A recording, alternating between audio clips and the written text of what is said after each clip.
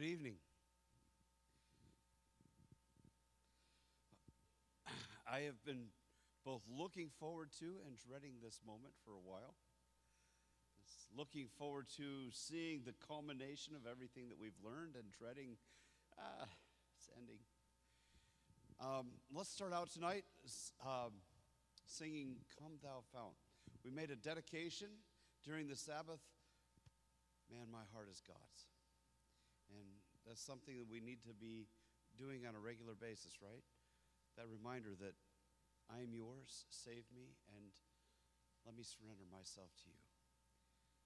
So, with that, let's sing Come Thou Fount.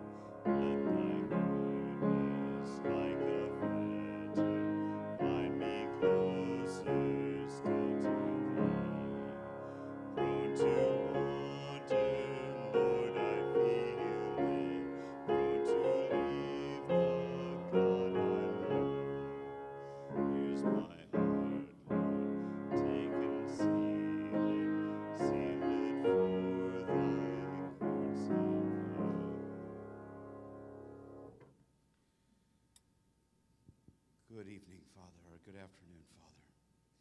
Once again, thank you. Thank you for choosing us. You chose the entire world. You called us yours and left it up to us to decide if we wanted to be part of your family. Thank you for providing that sacrifice, that opportunity, for calling us.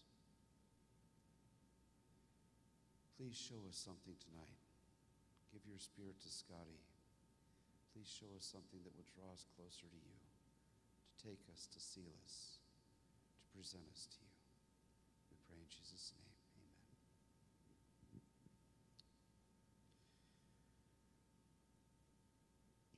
L.S. Baker Jr. is the Associate Director of Andrews University Press, where he serves as a managing editor of the Andrews Study Bible, both New King James and NIV, and the newly released Andrews Study Bible Commentary, both Old Testament and New Testament volumes. Dr. Baker is a research associate with the Institute of Archaeology at Andrews University, a research associate with the Lanier Center of Archaeology at Lipscomb University, and is an epigraphist artist with the Great Apostle Hall Project in Karnak Complex in Egypt. He's also the co-host of the Inside the Bible and the Hope Channel, the director of Builders of Faith for the online ministry, and served 2 years as a missionary in Micronesia. He's married to Arnie Lou Salazar Baker, and together they have 2 daughters, Einra and Laura. They live in Berrien Springs, Michigan, where they're active in their local church and local community through their Pathfinder Club. Thank you, Scotty.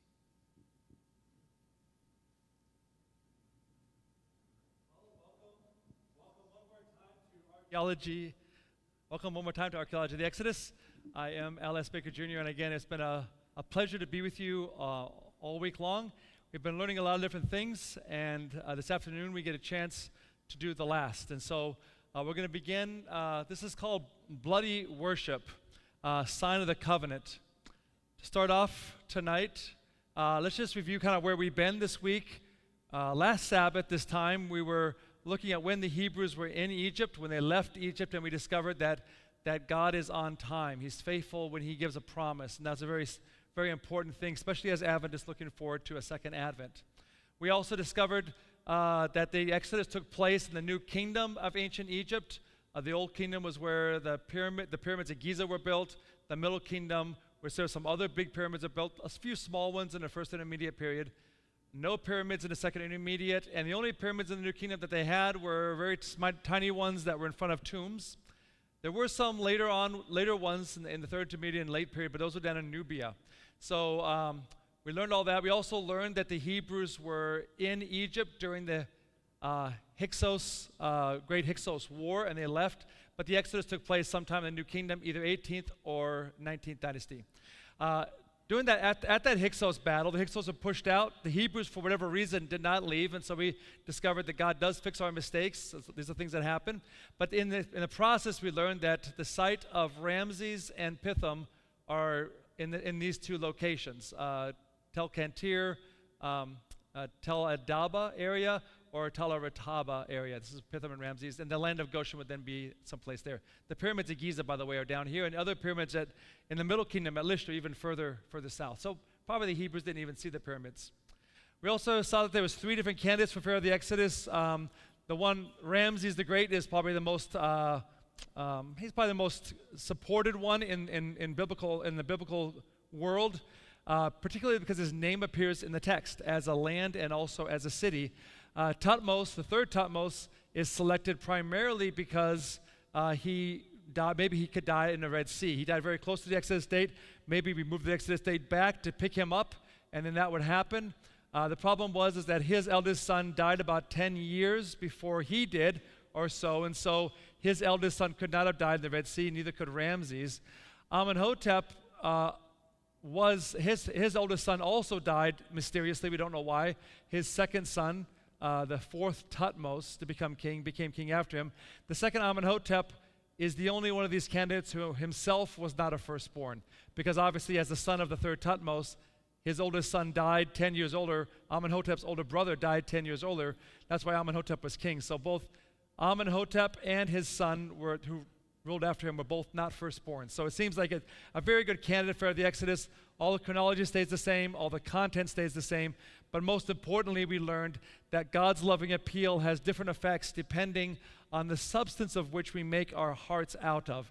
And if we're receptive to God, then when God appeals to us, we give in. If there's anything that's in our heart desire that we want to hold on to, it tends to make our heart harden, just the way Pharaoh's was. We also learned in the plagues that God seeks to redeem everyone, including the Egyptians, the Hebrews and the Egyptians, and that's why he sent 10 plagues one at a time. We also learned about the 5 different theories for the route of the Exodus. I'm suggesting that probably Gulf of Suez is the most likely. It seems to fit the chronology and the pace of leaving Egypt. But most importantly, we learned that when God is leading, everywhere you go then is with God, and that's an important concept in life. And then just the other night, we went to the sanctuary, and we saw how the sanctuary was constructed using Egyptian cultural context to help communicate. We realized that God seeks ways to communicate with us that we can understand. We also discovered that all 9 materials used in making the sanctuary were only all available at the time of the Exodus, and that time period, roughly. We also discovered that God wants to live in our midst by the way the army camps of Israel were camped around the sanctuary. And then last night we talked about, is science incompatible with faith? And we realized, no, it isn't. As long as we leave everything alone, leave the evidence as evidence, interpretation, we recognize there's a difference between these two, and everybody has the same evidence, just there's different interpretations. That's why there's differences. But if we allow faith to be faith and science to be science, and we don't change anything, and most importantly, allow God to be God, then we won't end up dancing for Hathor as the Hebrews did at Mount Sinai, but we'll allow God to lead us, and we'll worship him the way he wants to be worshiped, and we'll realize that if we don't change the Bible and we don't change the archaeology, it actually fits together really well. And hopefully you've seen that this week. So this afternoon, what we're going to be doing is going to be doing a little bit of backtracking. We're going back to the Passover. We're going to show you a few more things that they didn't really fit into any kind of presentation. I'll show you a few more things most importantly, about how we form this relationship with God and what it means to have that. And then we'll open it up to question and answer, and that's how we'll kind of do this afternoon. So we're going to start off here with Exodus chapter 12, going back to the Passover instructions. God said to Moses, "Speak to all the congregation of Israel, saying, on the 10th of this month, every man shall take for himself a lamb, according to the house of his father, a lamb for a household. Now you shall keep it until the 14th day of the same month. Then the whole assembly of the congregation of Israel shall kill it at twilight, and take some of its blood, and put it on the 2 doorposts and the lintel of the house where they eat it." So on the 14th day, in the afternoon, they were to kill the lamb, paint the blood on the doorpost and lintel, and then as the sun went down and it became the 15th, that's when Passover, and that's why Passover is kept on the 15th day of the first month of the Hebrew or Jewish calendar. This is bloody. I'm a vegetarian, so I don't know much about animals, but I've been around. I was in the Philippines. I've been a missionary in Micronesia, and I've been around the killing of animals, and I realized it's not a clean business. It's a dirty business, just for food. But this is for worship, and so the question is why? Why is it so bloody, and how does that relate to the Egyptians' understanding of salvation? We most of us here probably know how we are saved, how the Bible teaches we are saved, but how do the ancient Egyptians see that, and how can we compare this? And so I want to take you to the opening of the mouth ceremony. The opening of the mouth ceremony is actually, you've seen the top part of this picture before, but you didn't see the bottom part. This is a scroll, and it's for this gentleman over here. It's his scroll, and he is the dead one. He's looking on from the heavens at what's going on. He's dead. He's been mummified, but he's going to have no voice in the afterlife unless there's some way to give him voice. So the ancient Egyptians came up with this idea, this mythology about how the voice could be opened. You see the women are lamenting and beating their breasts. The men are bringing offerings and different things. They're getting ready to the opening of the mouth, touch the mouth here. And here's incense being offered by a Wab priest. What's happening, though, down below is more important, because down below explains why that mouth can be opened. And I'm sorry ahead of time for what I'm about to tell you. So as you look down here, you'll see 2 men, and they have an offering table. And you see on the offering table, there's all kinds of offerings, including a leg here. Maybe you can see the leg. You'll see here that the man is bringing that same leg here. And as you come over here, you see a mother cow and her baby calf who's missing a leg. Yeah, I'm sorry. So this is what the Egyptians believed. This is what the Egyptian religion was. They believed that in order for you to be able to speak in the afterlife, a mother cow had to scream in pain for the pain her baby was going through, having a leg cut off while it's still alive. Yes, I know, I'm sorry.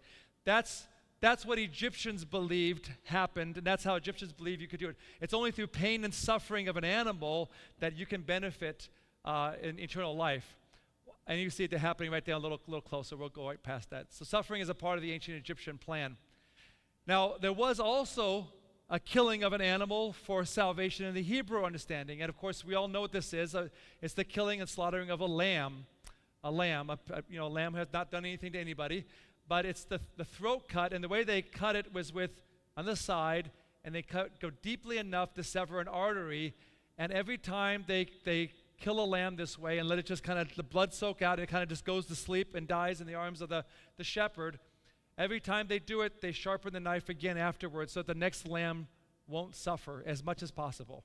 That's how God did it. God did it so that it be humane, because God doesn't want animals to suffer. That wasn't the point. The point was that somebody has to die, something has to die for you to have salvation. And that somebody is Jesus himself. And looking forward to the ultimate Lamb of God, this lamb would die in its place, holding that place until Jesus would come and actually die for it. So it's a much different kind of pain. It's a lighter kind of pain and kind of a going to sleep in as the blood runs out. In fact, Leviticus, Moses wrote this after the Exodus. He said, he kind of explains why blood. For the life of the flesh, the thing that keeps us all alive, is the blood. And I have given it to you on the altar to make atonement for your souls. For it is the blood that makes atonement for the soul. If Jesus hadn't come and died for us, all those lambs would have died for nothing. But because he did come and die, now all those lambs died for a reason. I like to think, sanctified imagination, that all the lambs that died as a sacrifice, God will actually give eternal life to, and they'll actually live forever as well. I don't know. Maybe I'm a sucker because I'm a softie, but I kind of like that idea. I don't know for sure. It's not in the Bible, so I can't tell you for sure. But I do know that when we sin, something has to die. Now, we don't sacrifice a lamb anymore today, but we still ask forgiveness, right? How do we ask forgiveness? How do we find forgiveness? Repent and pray through prayer, right? Yeah, we do it through prayer. And when we do it through prayer, it's as if Jesus is dying for that. He's like as if he's dying again. And I've wondered, it was very meaningful to have a lamb in your house, a lamb that if you have cute little lambs, you fall in love with it. And you can know what it must feel like to see that lamb that you've fallen in love with die for something you did, not something the lamb did. And I wondered how useful it would be for us is every time we ask forgiveness for a sin, we actually picture Jesus, of whom we also have a relationship with, who we also love, dying because of something we did, not because of something he did. I wonder if that would help us to maybe sin less. Maybe it would mean more to us if we did it that way. I think it'd be much more meaningful. So that's the bloody worship is Jesus himself dying for us. But at the Passover, there also was unleavened bread. I want to tell you a little bit about unleavened bread. So for 7 days, no leaven shall be found in your houses, since whoever eats what is leavened, that same person shall be cut off from the congregation, whether he's a stranger or native in the land. That's Exodus 12:19, a few verses later. But every man's servant who is bought for money, when you have circumcised him, then he may eat it. A sojourner or hired servant shall not eat it. So the Passover was meant to be for those in the community of God. And you don't have to be Jew to be in community. You just have to be part of the community because of circumcision. Well, we'll get back to circumcision in a minute, but I want to show you leaven because we know what unleavened bread. This actually is actual unleavened bread found in a tomb in the New Kingdom. So this is the time of the Exodus, or maybe just a little bit after. Unleavened bread is still there. In fact, here we have some wooden. I love the wooden images, models best, because this is from the Middle Kingdom. The models are, but it shows us in 3D what they actually look like. So here we have men kind of grinding and up. They're mixing things. Over here we have bakers. They're mixing up, and over here they're actually baking it in their little oven. So you actually can kind of see what life was like in ancient Egypt. It's kind of fun to see those actual models. Here's another loaf. This loaf has been leavened. This is an actual loaf from the New Kingdom. It's interesting. Someone actually took a piece of this and used it. I don't know how. I'm not much of a. My name is Baker, but I don't know much about baking. I always joke that my wife was a better baker than me, and I was born that way. But that's a bad joke. But anyway, I'm not a good baker. But I do understand that somehow in bread you can take a piece of it and you can reuse it to make get yeast out of it. And apparently the yeast in this bread that's thousands of years old yeast is still good. So I guess it just proves that that nothing lasts forever unless it's yeast. It lasts forever. Or I guess cockroaches. I guess they last forever too. Anyway, but let me show you. So here we have a man, and he's offering 2 loaves of bread. That's from the side. You see the bottom, and then kind of humped over. By the way, that shape right there, you see it there. You also see it kind of etched here. That's the shape for the hieroglyph of the letter T. It's a loaf of bread. T. T is as the feminine ending. So anything. So just a little Egyptian language lesson. So if you're the lord of the lands, the lord is Neb. If the mistress, the lady of the lands, it's Nebet. Et is the T ending is the female ending. But anyway, that's a loaf of bread, and there you see it. So little hieroglyph lesson. You kind of see how they made it there, grinding and pounding and everything and baking. So you kind of can see how this is done. Here's a whole bunch of loaves that have been done. He's carrying them to the market. So the people took the dough. So this unleavened bread. So they had to get all the yeast out of their houses for 7 days. And it says in Exodus 12:34, because the Feast of Unleavened Bread is the first day of Feast of Unleavened Bread is the Passover. The next morning when they woke up, they were being taken out of Egypt. So the day wasn't even over and they were leaving Egypt. So the people took their dough before it was leavened, having their kneading bowl bound up in their clothes on their shoulders. So I guess that's how they bound them up and carried them over their shoulders, in the back of their shoulders, the kneading bowls. So why 7 days? Well, we talked about this the other night when we talked the route of the Exodus. I think it was Wednesday night. We did the route, and we noticed that if you're going to go 10 miles a day, 7 days would then be 70 miles, and there's 70 miles from here all the way down to there, which is one reason why we felt that could be a good location for the route of the Exodus through the Red Sea. It would have taken them that long to get there. So it may be travel time. There may be another reason for it besides travel time. In 1 Corinthians 5:6-8, Paul wrote, "Your glorying is not good. Do you not know that a little leaven leavens the whole lump?" I think about that one loaf we just saw a minute ago. "Therefore purge out the old leaven, that you may be a new lump." That would be an unleavened lump, right? "Since you truly are unleavened. For indeed Christ, our Passover, was sacrificed for us. Therefore, let us keep the feast not with old leaven, nor the leaven of malice and wickedness, but with the unleavened bread of sincerity and truth." So the old leaven that he's using the leaven at Passover, the Feast of Unleavened Bread. He's using that as a symbol. Take the leaven out of your house. It's a symbol of malice and wickedness. This is what leaven represented symbolically to them. But instead be unleavened in sincerity and truth. There's something about bread. When you put yeast in it, it puffs up. There's a puff up to it, like a pride element to it. Something's happening to it, and so it's a good symbol.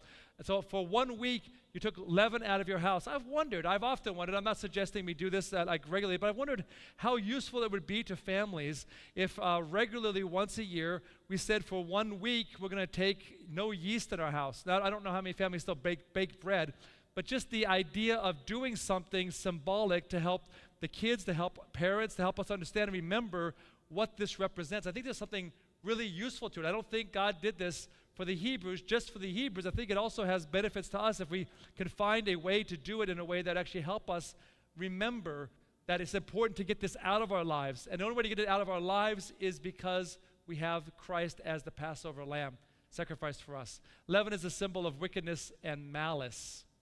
Luke 12, verse 1, Jesus was talking about the Pharisees. He says, "In the meantime, when an innumerable multitude of people had gathered together so that they trampled one another, this is Jesus, began to say to his disciples, first of all, beware of the leaven of the Pharisees, which is hypocrisy." So leaven, Jesus says, also symbolically represents hypocrisy. It's pretending to be something you're not. The bread is actually only this big. When you put the leaven in, it gets to be this big. So it pretends, he's saying, to be bigger. It's there's hypocrisy involved. And the Pharisees had that. They were pretending to be perfect people when it really is impossible to be a perfect person.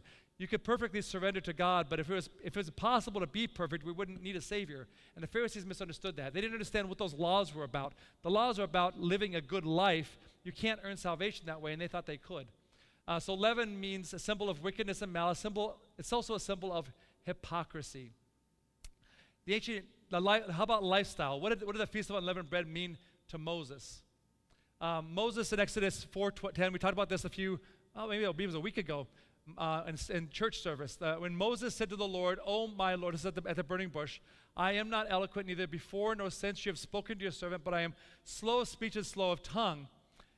And then in Acts 7:22, you might remember, Stephen said that Moses was learning all the wisdom of the Egyptians and was mighty in words and deed. Those two things don't go together. So what was going on? Well, I have a whole sermon last Sabbath talking about it, but one thing I didn't talk about is the symbols that God used. You remember God said, well, okay, this is the beginning of chapter 4 of Exodus, "What's in your hand?" And he said, it's a rod. And he said, "Cast it from you." And when he did, it became a serpent.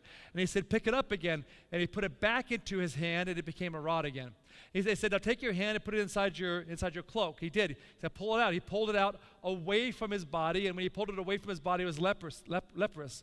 He said, "Put it back in," and when he did, he pulled it back out, it was healed. Then notice it said water. Now this wasn't done.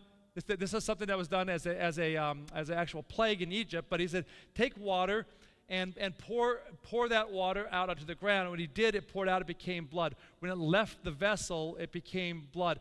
And so it seems like God was telling Moses through these symbols that objects in the hand, remember God's hand, not your hand, in God's hand are objects of life, a rod for shepherding sheep, a hand that could do work, obviously, in water. You can't live without it. Objects not in God's hand, not in your hand, you doing God's work, it becomes a serpent, it becomes leprous, and it becomes blood. This is death. And so it seems like God is showing Moses that through the object lessons that if you're in my hands and I'm using you, you're going to be useful. Outside, there's nothing outside. It's just death outside. I think everyone here probably today has learned this lesson. It's why you're here, is that we want to be with God. We've realized what life is like outside of the church, outside of God. But when we live in the church, we realize what a happy life we have. I would in University College London. We were there. I had all my classmates. Most of them were atheists, and they went to the parties and they did the things. They would hang in England. They hang out in pubs. This is what they hang out. My last class in one of my, I think it was managing museums or something class. The very last class was not held in the classroom. It was held in the pub across the street. So I had to go into a pub to have my last class because that was kind of how they celebrated. All my classmates would go out on Friday night and party, or Saturday night and party, usually in pubs and things. They actually closed the pubs on Sunday at noon so that people will actually be sober Monday morning to go to work. That's how much of a problem it is. But I actually went one Thursday afternoon with my classmates. We were done with class for the semester. They said, come with us to the pub and hang out. I'm like, I don't drink. They said, we know you don't drink, but there's also fruit juice and things you can drink there. There's soda and things. So I said, okay, I'll go with you. So I went with them, and I hung out with them, and we talked. It was a good time. They were drinking beer, and I was drinking mango juice. I love mango juice. That doesn't matter. You don't care about that. But they were drinking beer, and I was with them as long as the conversation was a conversation. When it started to get goofy and they weren't making sense anymore, I said, guys, I got to go to bed. I will see you later. Oh, stay a little. No, I can't. So I left. Interestingly, as I left the pub, I was walking down the street. I don't know, maybe breathing in somehow you get some of the. I've never drunk any alcohol before. I'm walking. I feel a little tipsy. I'm like, what is going on? Did they put something in my mango juice? I don't know. But anyway, I learned that life, that's what they kind of parties are.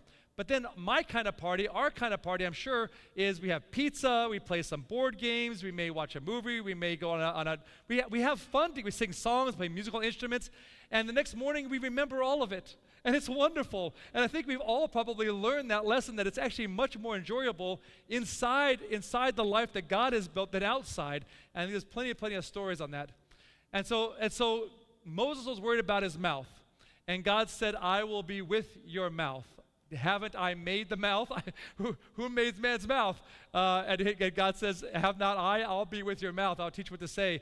God desires us to surrender. He called Moses at the burning bush to be his servant leader, and Moses had to actually agree. And when Moses agreed, God was with him. Paul said the same thing here in 2 Corinthians. He said, therefore, I take pleasure in infirmities. I'm not there. I'm not where Paul is yet. I haven't quite learned that. But I take pleasure in infirmities, in reproaches, in needs. Some of these I've learned, but not all of them. In persecutions, in distresses, for Christ's sake. For when I'm weak, then I'm strong. And Paul had learned that. Paul, obviously, we know the story of Paul and where he went, and we know why he felt that way. The same way Moses eventually learned as well. That when I realize how weak I actually am, then God can work through me, and it's his mighty hand that actually makes things work.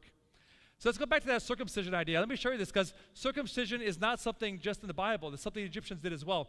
Well, one of the crazy stories that happened is Moses decided to go back to Egypt. And so in going back to Egypt, he decided, I'll take my family with me. Because who wants to leave the family behind? It's hard. I'm here for a week, and I miss my family. Imagine going all the way to Egypt. It's going to take months and months and months. As we've learned, probably at least 5 to 6 months. It's going to take a long time. So in Exodus 4, they're on their way to Egypt, and it came to pass in the way of the encampment. The encampment is a place where they have caravans, and they would meet before crossing the desert, because there were desert raiders, the Amalekites, for example, who later on attacked the Hebrews as they were coming out of Egypt after their Red Sea crossing. So as you go across the Sinai Peninsula on those roads, there's only a couple of roads, you have to go together in groups. That's how you keep safety. So they come together at an encampment, and so they're at this encampment, and the Lord, that's the name of God, met him, that's Moses, and the Lord sought to kill Moses. Then Zipporah, it's a strange story, and then Zipporah, Moses has already agreed to do what God wants. Why is he trying to kill him? Zipporah, his wife, there's no indication at all in the story that there's any reason why God would be doing this, but Zipporah seems to instantly know what the problem is. So this, if you read between the lines, it appears that the Midianites, who Zipporah is, apparently had left behind circumcision at some point as part of that covenant. Remember, Midian was the son of Abraham through Keturah, the other wife after Sarah died. Maybe you remember that story. And so the Midianites knew about circumcision, but apparently by the time of the Exodus, or by the time of Moses, they hadn't been doing it. So Zipporah knew what the problem was. I'm sure they had plenty. Anybody who's been married knows you have disagreements about things, and I'm sure Moses and Zipporah probably had many disagreements because of what she says here. Zipporah took a sharp stone. I'll show what that looks like in a second. We found them in archaeology. And cut off the foreskin of her son. I'm not going to show you that. And cast it at the feet of Moses' feet, and said, surely you are a husband of blood to me. So God let Moses go. And then she said, you are a husband of blood because of the circumcision. She knew what the issue was. She knew I think this is the youngest son, Ellen White says, if I remember right, who hadn't been circumcised. She didn't allow it to happen. And so she knew what the issue was, and she saw that this act of circumcision was just pure bloody. There's no salvation to it. She didn't understand it, and so we're going to try to see if we can understand it. Okay, I've lost control of the clicker. Could you help me in the back? Do you mind? Is there anybody in the back? Maybe. Do you mind, Dan? Thanks. For some reason, I think maybe the battery, I've used it too much. Probably used the pointer too much. Oh, the pointer still kind of works, though. It's getting it's fading, maybe. It's not working. Hey, thanks. Do you mind? Yeah, let's advance me.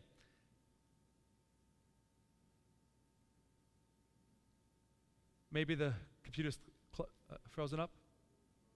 It's frozen. Okay, so it's up clicker. Okay, thanks. Yeah, go ahead and reset it. So anyway, while I was doing that, I'll talk about this. So it seems like Abraham had a number of sons. All of them were Hebrew, by the way. The Midianites were Hebrew, because Hebrew, remember, goes back to Eber. Did that a few nights ago. And so he had lots of sons that were Hebrews. And in the process of that, I guess many of them had left behind. The Amalekites were Hebrews. The Amalekites were from Ishmael, but of course they also were Hebrew. And so there's a lot of different issues. Maybe we'll have some. Is it done? I see it moving back and forth. Until they get it fixed, let me ask a question. Does anybody have any questions? That maybe off the topic, but maybe just give us questions. Yeah, here.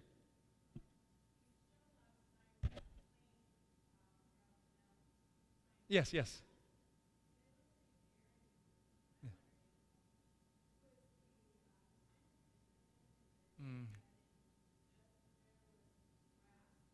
Okay. Yeah, that's a very good question. So for those who couldn't hear, she's asking about. So last night we showed Mount Sinai, and I showed a big plain. This is the traditional site near the St. Catherine's Monastery. And you look outside, it's all desert, and there's no grass there anywhere. And so, nope, still not working. And so the question is it how does what are the animals eating? And actually there's water right underneath the ground. You just dig down because it's a wadi.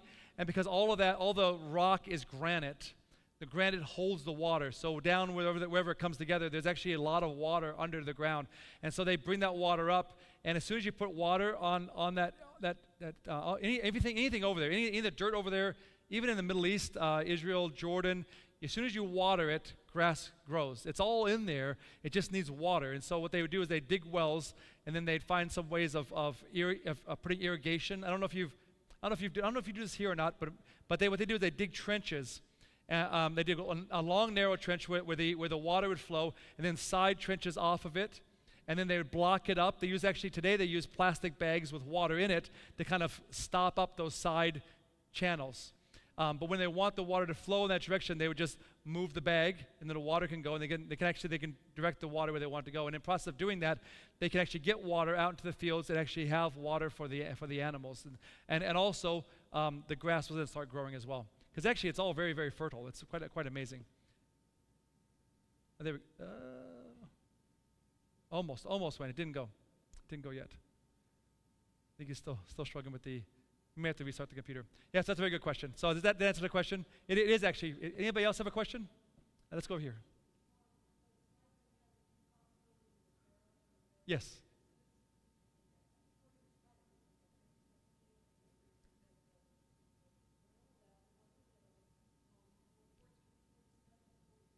Two, yeah.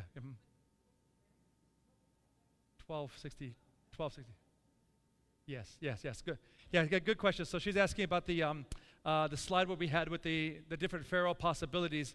The date of the Exodus for Thutmose was 1452, 1450. Amenhotep was 1447, 46, 45. And then Ramses the Great, the second Ramses, was 1267 or somewhere in that area. And it's quite a bit different. And it is different because the people who select Ramses as pharaoh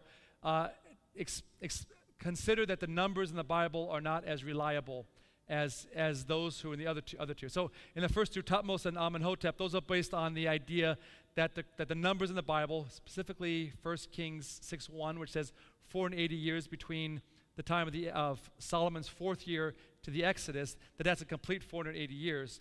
Those who think Ramses is pharaoh think that number is a symbolic number and it doesn't really mean 480 because their highest value is not the chronology. Their highest value is that Ramses becomes king. And so they don't care what the date of the Exodus is as long as Ramses is the pharaoh. So they changed that. That's what they changed it. Yeah, good question. Do you have another question over here? Yeah.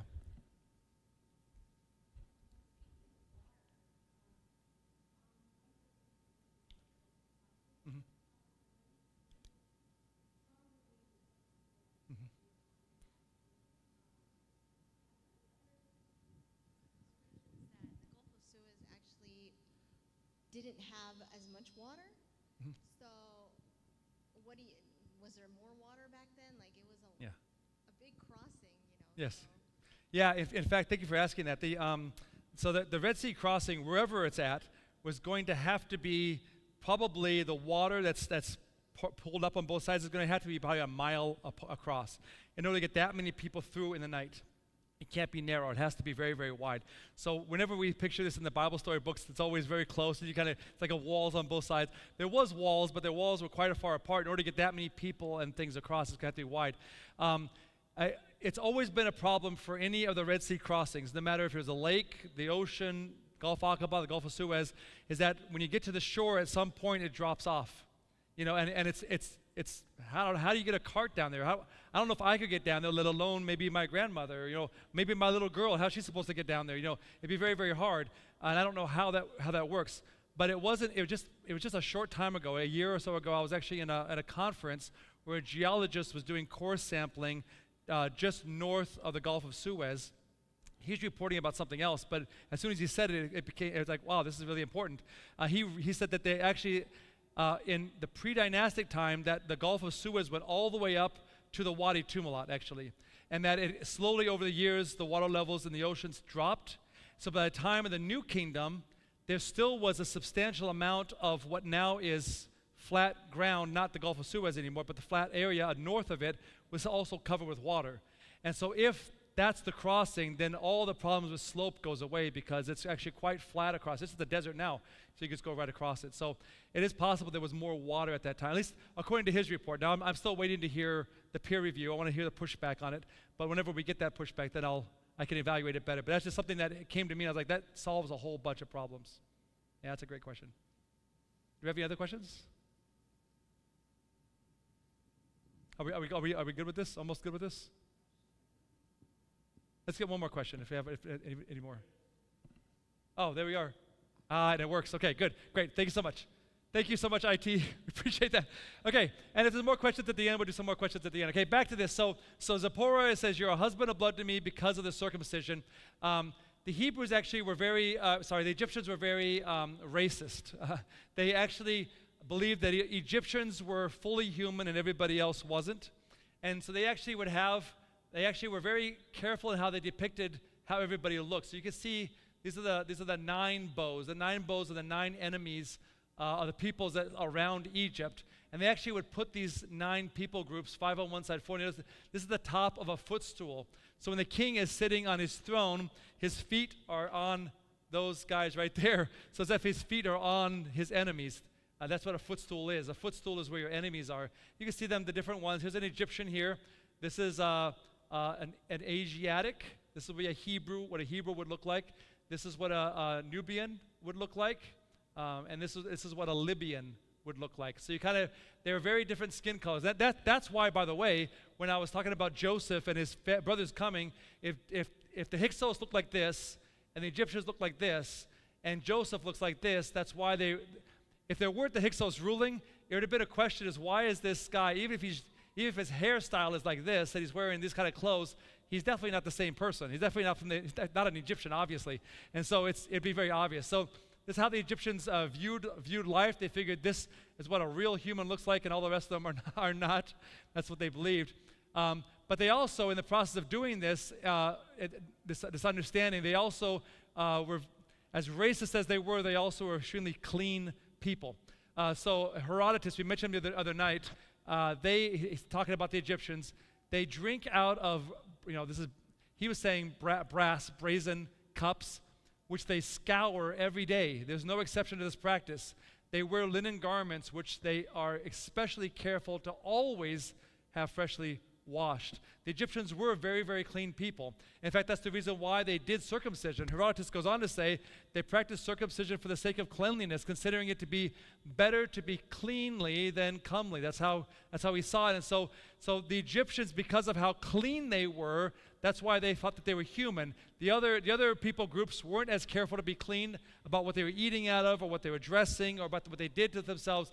But the Egyptians prided themselves, and the pride was quite high, actually. We have a iconography of circumcision taking place over here.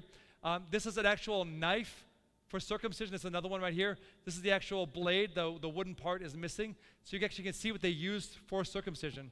Now, when I was in the Philippines, we had to do field school evangelism, as you do when you do evangelism, you often have a medical mission first. So you bring in doctors and dentists, and you bring in all the people who have medical issues, and you help them for free.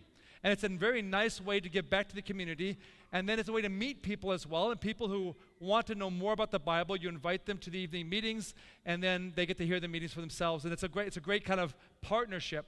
Well, because in the Philippines there was so many people that came, there was long lines. And so as I was watching the dentist would, because I was there, I was supposed to be there. My task as the theology student was to meet people after they had the medical procedure done, and then say, hey, do you want to know more about Jesus? And so here's a long line of people, old to young, with sore toothaches or whatever. The dentist, because of time, trying to get as many people through as possible, would have them sit down in the chair. He'd look. He'd do whatever he needs to do to establish. If he established the tooth had to come out, he would poke them with morphine or whatever. I don't know, not probably morphine, but whatever it is, the anesthesia. I'm not a doctor. I don't know. Anesthesia.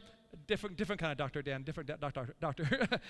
Anesthesia. And then before the anesthesia kicked in, he'd put his pliers, yank it out, and say, next. And so these people are going, oh! And I'm like, do you want to know Jesus? It didn't work very well. But so eventually they put me over where the circumcisions were happening because there was young boys that the parents wanted them to be circumcised. So there's this long line of boys, a little blue tent, and the boys are all in line. And they're in line, and they're kind of laughing and joking about how, and I'm thinking to myself, I know what's coming. And then they go into the blue tent, they do whatever needs to be done in there, they come out the other side, and they're not interested in talking about Jesus at that moment either. So it kind of backfired a bit, I think. I don't think we did it quite right. But anyway, that's my circumcision story. It has nothing to do with Egypt. It's just funny. Okay. But this is the thing, though. These boys were older when they had the circumcision done, and in Egypt, they did the same thing, roughly ages 10 to 12. When they reached the age of puberty, that's when they had circumcision done. Yikes! At least from the old kingdom onward, this is performed by a priest. This is what happened. But at least in the Bible, God has a different plan. In the Bible, it says, "This is my covenant you shall keep between me and you and your descendants after you. Every male child shall be circumcised, and you shall circumcise him in the flesh of your foreskins. I think I also have here in Genesis 17, it should be a sign of a covenant. This covenant's important between me and you, he who is 8 days old. Oh, that's much, much better. That's much better. That's much better. You don't remember, you never remember that. Coincidentally, though, I don't know how you guys have been as parents, if you've had the same thing, but when Einra, my eldest, was born, Arnie's water broke, but she wasn't dilated enough to give birth, so she had to go to emergency C-section. And so as a process of that, they were worried about the length of time. I don't know the medicine, but they wanted to give Einra some antibiotics every day for the first 10 days or something like that. I'm not sure. I could also be saying that wrong. If she was sitting here, she'd correct me. But anyway, so what would happen is that the doctor would come over to the house, because that's the way it was, and then Arnie would take Einra, baby Einra, a couple days old, and every day in her heel, they would have to poke her and give her something. And of course, she'd start crying, and then Papa would rush in and pick her up. It's like, oh, it's okay, baby. Papa's got you. My wife hated that, but that was great. I just wanted to let her know that Papa loved her. So anyway, that's how Papas are, I think. 8 days old is much better. God's way is better. But also, it wasn't just for cleanliness. It was specifically as a sign of the covenant. Why? How is circumcision a sign of the covenant? So if you think, without getting a graphic, if you think about it, Abraham was quite old, still had not had a son. Sarah and him had been trying forever. I'm sure they were trying as often as he could get permission to try. They were trying and could not get a son. Could not have a baby of any kind. Trying and trying and trying and could not. And then God says, I will give you a son, and it's going to be through Sarah.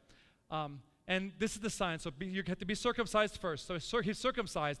And then when he performs the act of which is necessary to have a baby, as he's looking down, he realizes that it's yes, I have to do the act, but it's not me that's getting her pregnant. God is the one doing it. It was a sign that God is the one doing it, not me, and that's how it was a sign. But it was also very much more merciful. What did it mean to Moses? So this idea about I have to do the act, but it's God doing it. Remember Zacharias and Elizabeth from the book of Luke? God came to him in the temple as he was doing the Day of Atonement kind of rituals or whatever. And as he's working there, the angel says, your wife, Elizabeth, will have a baby. And of course, he said, how is that possible? We're old. Well, he shouldn't have asked that. Abraham and Sarah were old. That's how you know God. If God could do it once, he could do it again. That's why he went mute. But that Zacharias still had to go home and actually do the act with his wife. Otherwise, it wasn't going to happen. In other words, circumcision is a sign that God is the one acting, even though we have to still do it, but it's God who makes it successful. What about Moses? Moses said this in Exodus 6:12. Moses spoke to the Lord before saying, the children of Israel have not heeded me. How then shall Pharaoh heed me? For I am of uncircumcised lips. You don't circumcise lips. But remember, Moses had come. And I don't know if you remember this. I don't think I have this actually up on the screen. But if I look at Exodus chapter 5, this is Exodus chapter 5, Moses goes to Pharaoh for the first time and says, let my people go, the message that God gave him to give. And then Pharaoh says, no, I don't know the Lord. I'm not going to listen to him. I won't obey him. And then in verse 3 of chapter 5 of Exodus, then they said to Pharaoh, the God of the Hebrews has met with us. That's all true. Let us go, we pray thee, 3 days' journey in the desert. That's also true. And sacrifice it to the Lord our God. That's also true. And then they add something here. I don't know if you noticed that. They add something, lest he fall upon us with pestilence or with the sword. God never said he was going to slaughter the Hebrews if they didn't go out into the wilderness, but they tried of their own way to persuade Pharaoh, and it didn't work. And so, of course, the straw incident happens, and the elders come to Moses and say, why did you come? My life has gotten worse. And Moses is like, I don't know. He went back to God and says, hey, what's up? I mean, God had said this is what was going to happen, but Moses forgot it. And Moses realized, I've really messed things up. The children of Israel not listening to me anymore. Pharaoh's not listening to me. And it's all because I tried to do it on my own. I tried to find my own way to reason and to persuade, and it didn't work. My lips are uncircumcised. I think this is actually a humble moment for Moses. He's realizing that I need to circumcise my lips, meaning the words I speak are not my words, but it's God speaking through me. Anybody who's ever done speaking from the front, you know that it's very easy to look foolish up front because you start talking and words get mixed up and you can't think properly. If you try on your own, it never works. But if God is speaking through you, then it can happen. And that's what this means. Accomplishing tasks through your own ability rather than relying upon God's power. We still have to do the work, but we have to do the work lifting God's hand, not lifting our own hand. Every time we do something, play instruments, go out to the community, whatever it is we do, it has to be God's power, not my power doing it. And if we do, it's going to be successful. I think Moses realized it here, and that's why he said, I've been trying on my own. And I just can't do it. I realize I have not fully submitted my life to you in a way that allows you to work through me and speak through me. But he learned. He did learn. Genesis 17, he who is born, this is back to the covenant where God is meeting with Moses, and he says, I think with the circumcision, him and Ishmael, he who is born in your house, who is bought with your money, must be circumcised, and my covenant shall be in your flesh as an everlasting covenant. And the uncircumcised male child who is not circumcised in the flesh of the foreskin, that person shall be cut off from his people. He has broken my covenant. The whole idea is, and this is why it matters to us, we've been speaking all week about becoming God's people. Well, just think about what that means.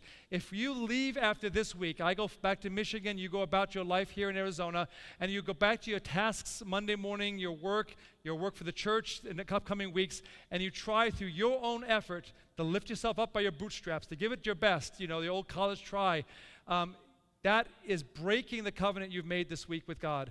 That to keep the covenant with God, God has to be the one who's acting. So every time you do whatever it is you do at work, whatever it is you do for the church, whatever it is you do at home, when you're doing it, think, this is God working through me. That's what this is about. If you choose to be uncircumcised, then this is what's going to happen. In fact, Exodus 6:7, this is what the covenant statement is. What does it mean to be covenant? Exodus 6:7, I will take you as my people and I will be your God. Leviticus 26:12, I will walk among you and be your God and you shall be my people. Jeremiah 30 verse 22, you shall be my people and I will be your God. Revelation 21, this is after sin has been destroyed forever. This is the new earth, the new heavens and new earth and the new Jerusalem. He says, behold, the tabernacle of God is with men. He will dwell with them. God always wants to live with us. He never has wanted to live apart from us. And they shall be his people. God himself will be with them and be their God. The covenant is simply, I will be your God, you'll be my people.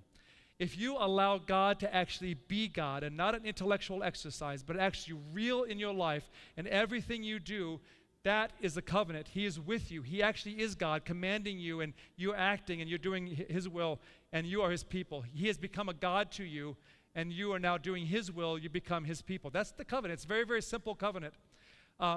Matthew 7:21 says, Jesus is talking at the end of the Sermon on the Mount. He says, not everyone who says to me, Lord, Lord, shall enter the kingdom of heaven, but he who does the will of my Father in heaven. Who calls Jesus Lord? Do the Jews call Jesus Lord? No. Do the Muslims call Jesus Lord? Who calls Jesus Lord? It's Christians. So let's put that back in here. Not every Christian shall enter the kingdom of heaven. That's pretty significant, isn't it? I want to be one who enters the kingdom of heaven. So how can I be a Christian? How can I be someone who calls Jesus Lord, an actual Lord in my life? How can I be a Christian, call Lord, and enter the kingdom of heaven? But he who does the will of my Father in heaven. The will. That's how you know. You know that God is your God if he can command you to do something and you do it. If he says do this and you do it, that's how you know he's your God. You don't change anything because you want something different. You follow him, and that's how you know. And he really is your God. And then you really are his people. I talked about this last night. Here's the plane you were talking about a minute ago. This plane of Ra, it's a massive space. It's easily big enough for a couple million people to be camped there. And there's a little bit of grass over here, a little bit over here. That's where the water is. That's where people living. Over here, there's no water, so there's no grass. But there's plenty of space all over here.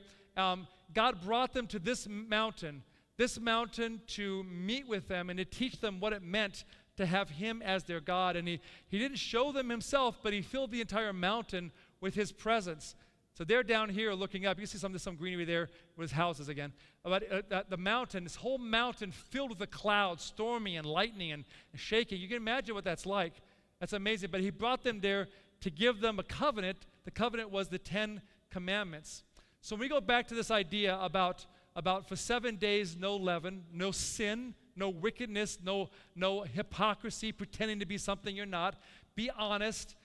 No leaven shall be found in your houses, since whoever eats what is leavened, that same person will be cut off. This was a practical way of saying, God is my God. I'm going to follow him and live how he wants me to live. And it's symbolized by the leaven out of my house. And also, circumcised. If I'm circumcised, I've joined the covenant. I want him to be my God.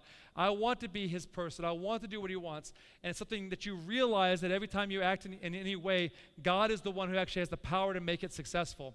So the ABCs of kingdom, someone else came up with this, not me, but I think it's nice. The A is acceptance. Accepting God as your God, but then you have to belong.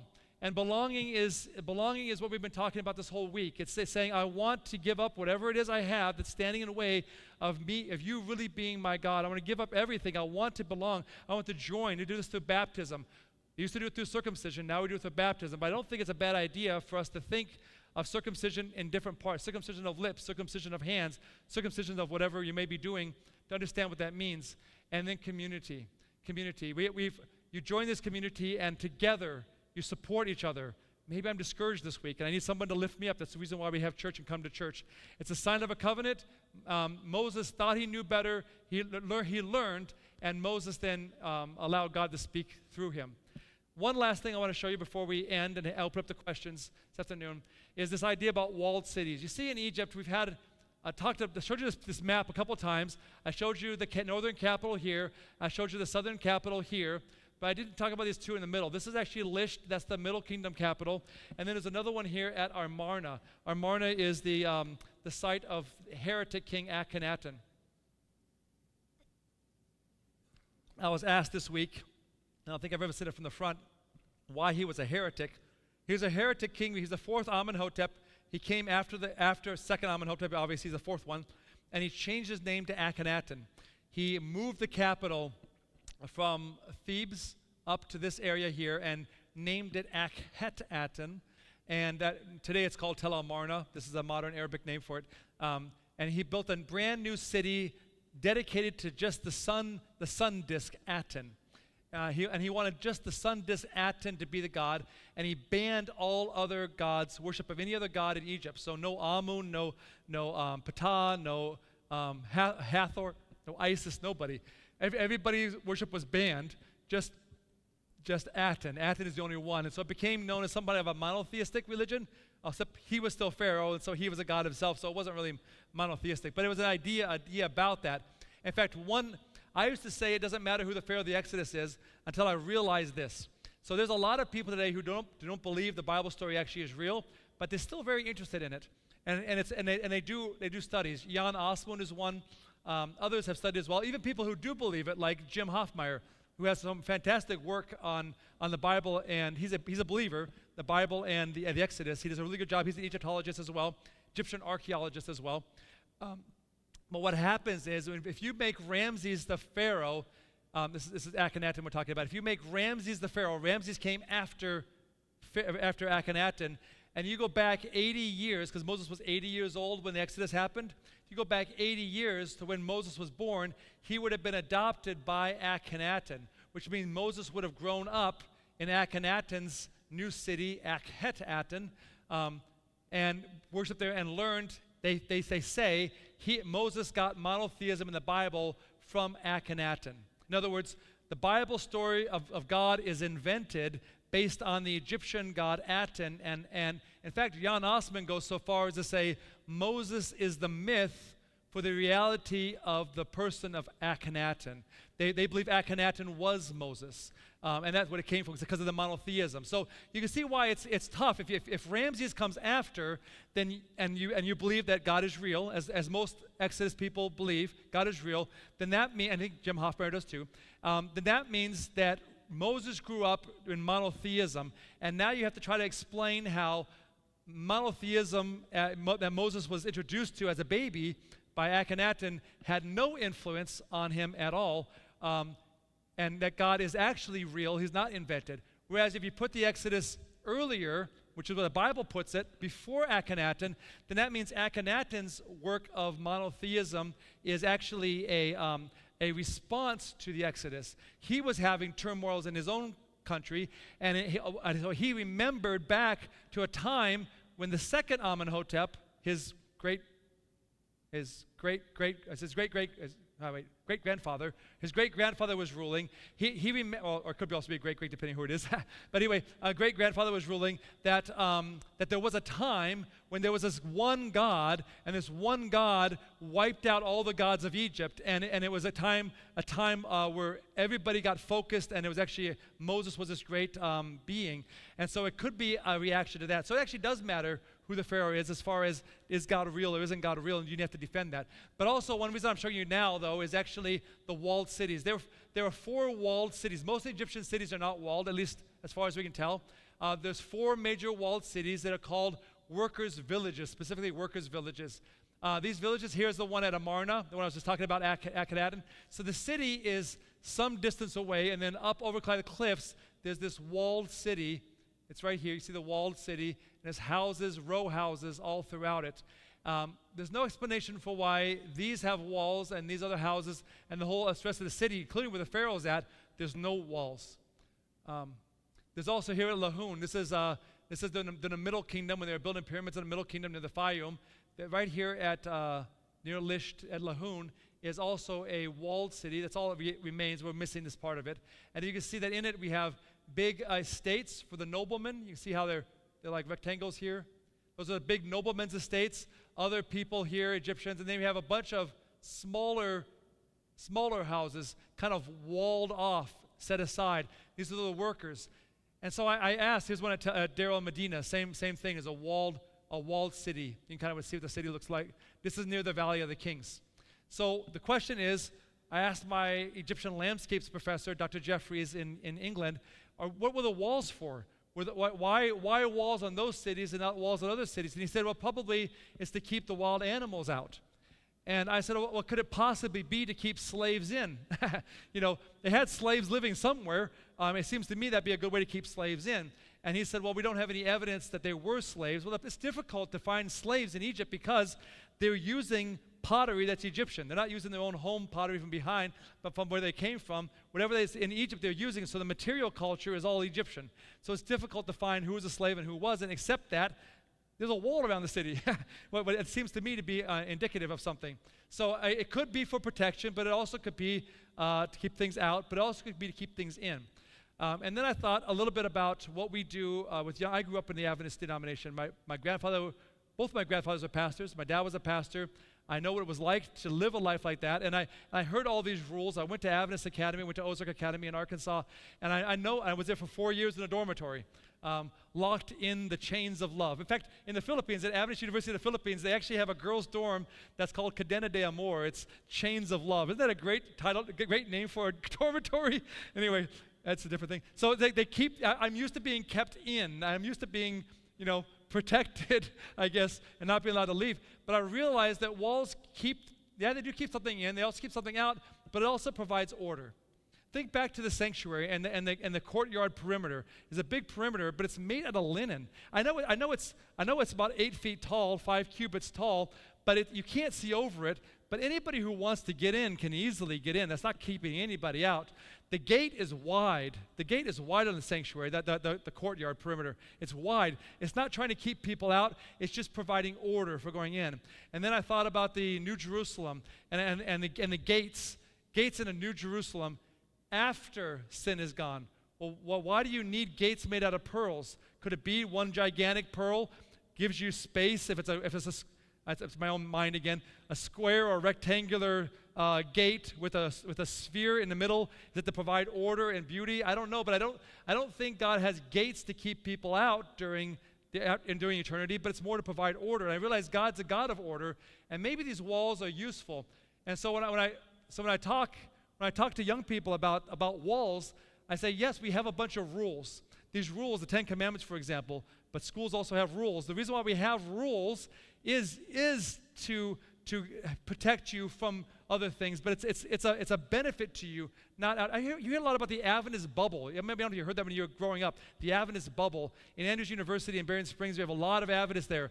Realize it's actually a very small amount of Adventists. Most of the city doesn't even know us, who we are, because it's such a small, but we feel like there's so many Adventists everywhere that when this Adventist bubble, we have to get out of the Adventist bubble. Well, it's true for evangelism, you do, but you realize quickly when you go outside and in the world, you realize what the world really is, and you realize how valuable it was to be living in that bubble. It's actually protecting you from a whole lot of bad things. And so that's what rules are. Something else, though, it's important.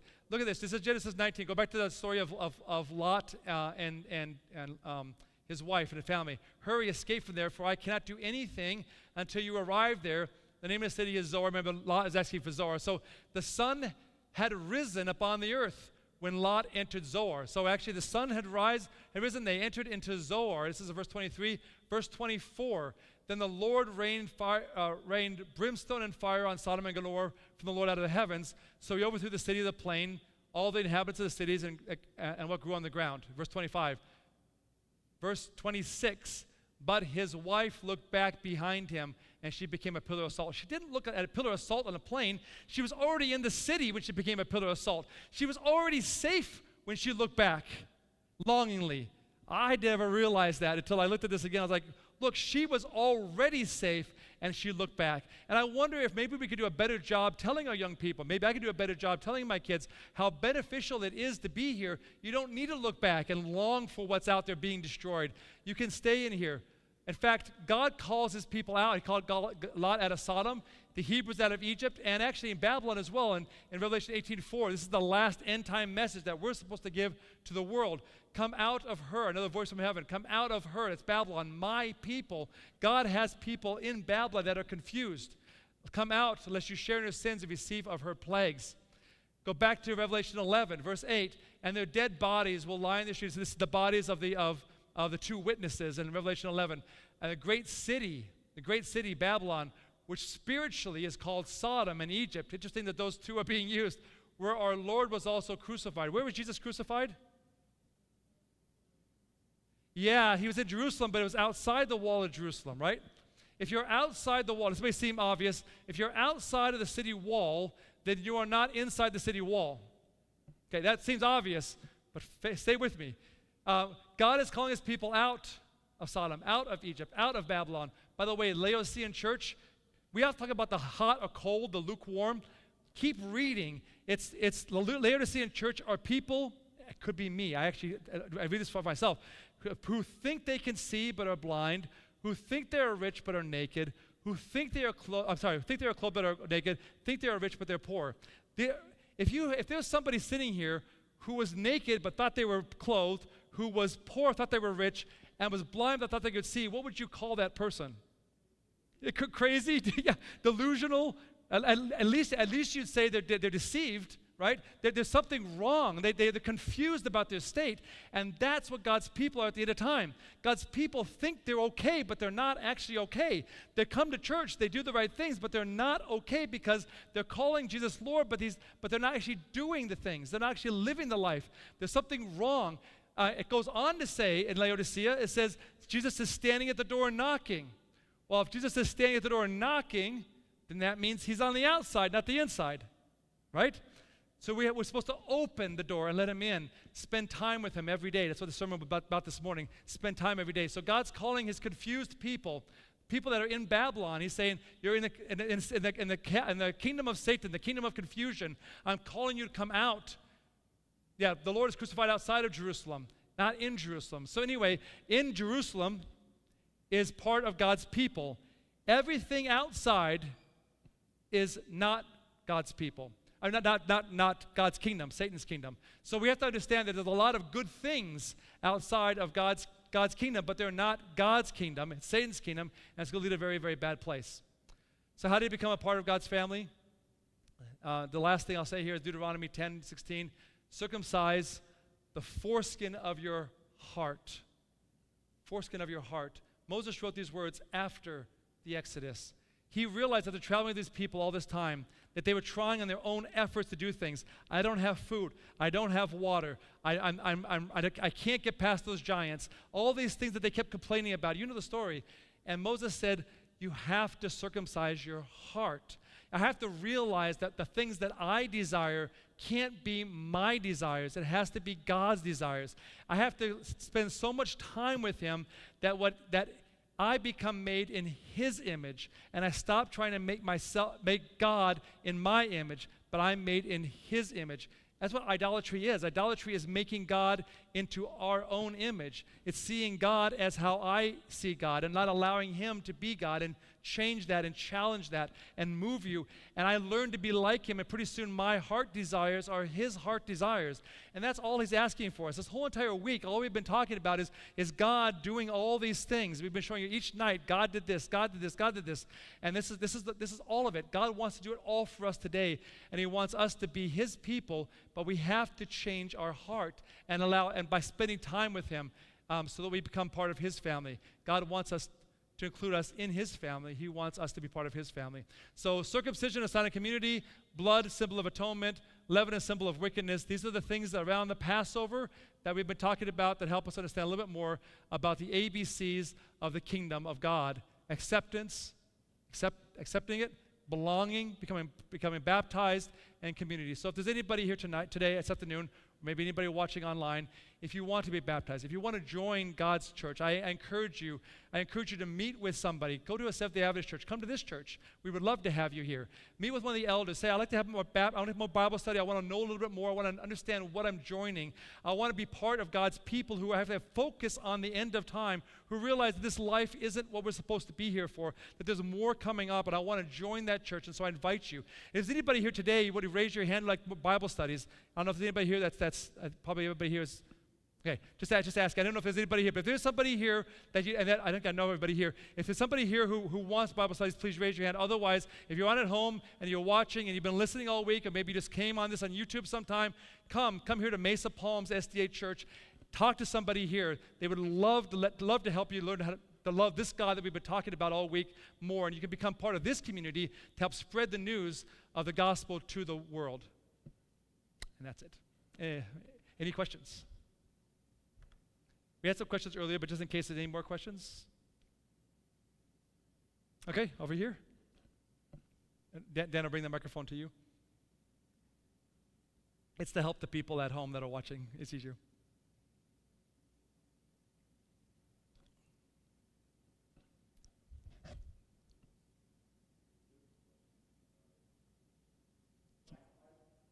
Black mic.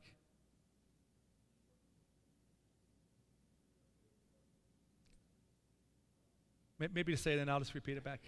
Chris, black mic. Could try again. Test. There you go, yeah. So a bit of a question out of left field. Has to do with the Egyptians, and I guess there are a lot of people who think that the Egyptians had higher levels of technology than was once thought. Okay. And I guess the question is, in your research, have you seen that, and are you aware of any artifacts that perhaps are known about that just aren't, displayed to the public? Yeah, that's a great question. So yes, the Egyptians were more advanced than sometimes we think about, but probably not in the ways you're maybe referring to. So I don't know if I don't have a picture of it, but you maybe have seen online. Looks like there's a helicopter in one hieroglyph. It looks like why is there a helicopter there? It looks like there might be electricity coming out of it. It looks like it might be a light bulb. Both of those happen to be in the Temple of Dendera. What you're actually seeing in those pictures is not actually a helicopter. It's a hand sign. A hand sign like this, and another sign on top of it. So what happens is they often would carve signs, and then they need space for something later on. So they come and chisel it out, and then put plaster over it, and then carve a new sign and the new plaster. And what would end up happening is over time the plaster goes away, and all that's left is the stone. So you have the original cutting, and then the new cutting, and together those two signs just happen to look an awful lot like a helicopter. But when I'm looking at it, I know exactly what it is. It's two different signs, and I can actually read it. So I know it's actually a hieroglyph. So it's not actually a helicopter. And then there's also the same thing with the light bulb thing. It's not It looks to us like a light bulb because we know what a light bulb looks like and we get the idea of it. But in ancient Egypt, it's actually a symbol. It's symbols of vegetation and other things. And the hieroglyphs around it tell you what everything is. So usually most of the things in Egypt are actually labeled, and you actually know exactly what's going on. One question I do have as far as technology is the tombs, especially 18th dynasty tombs in the Valley of the Kings.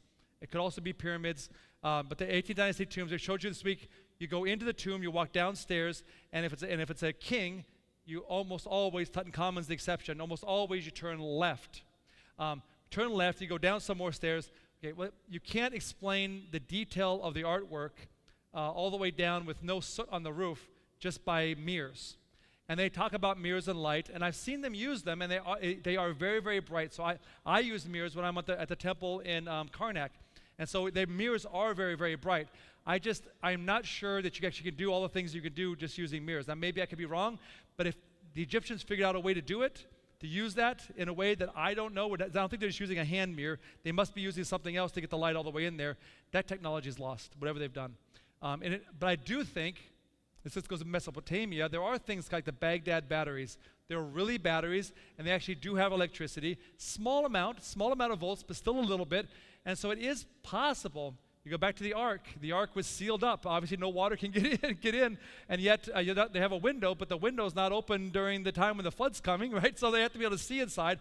So they can't be burning stuff in a wooden boat, so they have to have something to see. So I have often wondered if there's other technology that maybe has been lost. I think it's interesting. It's fun to think of, but I certainly do not think it has anything to do with aliens, and I don't think it has anything to do with some other things. There's also recently there's this idea that there's these gigantic energy machines under the pyramids, and it's all based on how you read remote sensing. I was on a boat just yesterday. We were at a fish finder, right? And a fish finder, if anybody's seen what that is, you see how the data is displayed on a screen. It's the same thing for ground-penetrating radar. It's the same thing for electric resistivity, for magnetometry, and in some ways, it can be the same thing for infrared, for satellites. It's a little bit different, but you have to interpret that data. So you're getting data, and it's all in a graph, and you have to interpret it. And unfortunately, the scientists who, up to this point, were pretty responsible scientists, they chose the most sensational possible way to interpret that, and they had their own reasons for doing it. I'm disappointed in them. But I'll tell you, there's no way we can tell what's under the pyramids because we're not destroying them to find out. So that will never be solved. However, if there was something down there, I think every Egyptologist would be thrilled. Most of the time, you get skepticism from Egyptologists because I need to see more data. Like me. I want to see data, and then I want to see pushback. What's the pushback on it? So I do think there's technology. I just don't know what it was, and we haven't had a lot of evidence for it. And not at least not the evidence I've seen online. Yeah, sure. My last question. Sure. Doesn't have to be. So you mentioned the time of Joseph as in the time of the Hyksos? Hyksos, yep. So could it be possible, because they were foreign invaders, that the kingdom that came after may have wiped all their information? So It's hard, yeah. I mean, we don't have any information on Joseph. I think that's actually probably true, actually. So the second intermediate period, they were foreigners, and then the Egyptians would not want to keep. We don't have a lot of stuff from the Hyksos. We have a lot. The most we have, I think, is Kian, the one who there's actually a whole conferences on him as a king. Not a lot of data, but there's enough of it trying to sort it out. So there are some people trying to sort things out, and it's very interesting. There's not a lot of data, and probably it is because they were foreigners and they're not Egyptians. Great question. Anything else? All right, can we put that last slide back up on the screen? I'll end with that, and then we'll have prayer. I'll have prayer. Yeah. Okay. So this is from Jeremiah.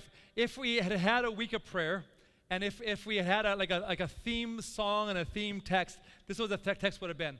Jeremiah 6:16a. It's from the NIV. This is what the Lord says. That's the name of God, Yahweh. Whenever you see the name of God in a text, that's Him wanting to have a relationship. Stand at the crossroads and look. Ask for the ancient paths. Ask where the good way is, and walk in it, and you will find rest for your souls. There is something about standing at the crossroads of life and seeing you have different options. Where do I want to go? Jeremiah, God is saying through Jeremiah, stand there and consider your options. And as you're considering your options, Don't go after the new ideas. Look for the old ways, the ancient paths. That's the good way. Find the way the path is. And so when we talk about the old way and the ancient path, we're talking about the Bible. It has to be the only rule of faith. It has to be what it is that guides you in your life. And if this is your rule, if this book becomes your rule, it is the good way. Jesus himself said, I am the way, the truth, and the life. That's the way. Walk in it, and you will find rest for your souls. God, we're here at a Seventh-day Adventist church. We are Adventists, looking forward to Second Advent, but we're also Seventh-day Adventists because we follow what God says. God says in the Bible, the seventh day is the Sabbath. The seventh day is the Sabbath. Nowhere in the Bible does it say any other day is a Sabbath. It's the seventh day, which is why we've come here on Saturday to worship God on the seventh day. And we find rest for your souls. If you go to Matthew and you look at Jesus going through the grain fields, and he's going through the grain fields, and they're plucking wheat, and the Pharisees complain, why are they grinding on the Sabbath? And he says, and Jesus gives the answer, and then he says, and all these other things about Sabbath and what Sabbath is made for. And Sabbath is made to be a delight. It's made to be a time you get close to God. If Sabbath is a day where all you do is come to church, go home, and sleep, then probably you missed Sabbath. Sabbath is a time to spend with God. When you come to church, it should be to be with God. When you go home, it should be to be with God. Whatever you do should be with God. It's different than any other day. Yes, you should be with God all the week, every day of all week, but the Sabbath is a special time that he says, I will come and be with you. And then Jesus says, let not your heart be troubled. Remember this. You believe in God, believe also in me. Am I in heaven? I have a mansion. And there's many rooms there, and it's all for you. In my Father's house there are many mansions, is what he says. And there's many spaces for you. I prepared that for you. But also, when Peter denied Jesus, not denied Jesus, but Jesus predicted you're going to deny me, then what was the very next text? You read it to me earlier this week. What was the very next text after he said that? Let not your heart be troubled. You Yes. believe in God, believe also in me. That's what he said. The very next verse was, Peter, I know you're going to deny me, but I have something special for you planned. Something special for you. When the disciples were plucking grain, he said Sabbath is made for humans. It's made for mankind as a day of rest. And you'll find rest for your souls. It's a beautiful, beautiful place. And this is what this is all about. It's about finding this relationship with God. And I hope that we've had, through this week, you've seen this. You've seen how God has worked in the lives of the Hebrews, the lives of the Egyptians, as he tries to reconcile them, show what a true God really is. And I hope when I leave here, you will leave here as well, having learned a little bit more about what a true God really is, and maybe getting a different picture of how God can be in your life in a special way, maybe even more special than what I know he already is in your life. I want to pray for that, if you don't mind. Do you mind? Let's have a word of prayer. I want to pray for you. Heavenly Father, thank you so much for this wonderful church at Mesa Palms. It's been a pleasure being here. Thank you so much for bringing me to these wonderful people who love you so much. Lord, I know their heart's desire is for people to fill these pews, to come to get to know you more, and I ask you to put your blessing on them. Bless them as this church for a new pastor that's going to come here and going to help lead in this effort. But Lord, please bless them in their workplaces and the places they go throughout the week and the people they talk to. Yeah, give them the encouragement to share a little bit of things they've learned this week that can open up conversations and get people talking about you and what you can do in their lives, and help them to remember some of these things as it's appropriate to say, so that more people get excited and want to learn more and have more and more Bible studies. Thank you for the people that are watching online, the people that are over in Europe watching online, the people around the world that are watching. It's an amazing, Lord, how many people are watching this, and I ask you to please bless them as well. Help them to be able to find that special place, maybe the Seventh-day Adventist Church in their location, where they can get to know you and join that effort, the last remnant effort to get to spread the message to the world, to come out, my people, come back to God, come back and worship God the way he wants to be worshiped, and live a peaceful, happy life with you. Thank you so much, Lord, for wanting this relationship so we can be your people and you can be truly our God. We love you very much and cannot wait till you come back. In Jesus' name, amen.